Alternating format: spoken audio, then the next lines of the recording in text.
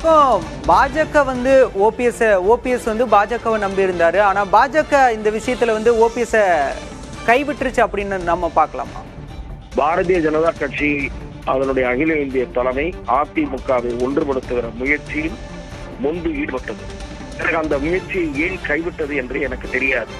அதிமுகவை ஒன்றுபடுத்தி வலிமைப்படுத்தி இருந்தால் கொஞ்சம் கூடுதலான வலிமை கிடைத்திருக்கும். அதை தவிர வெளியே சென்ற கட்சிகள் எல்லாம் திரும்ப வர வேண்டும்.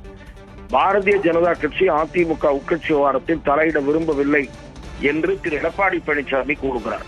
கூட்டணியாக கூட சேர்த்துக் கொள்ள முடியாது என்று திரு எடப்பாடி பழனிசாமி கூறுகிறார்.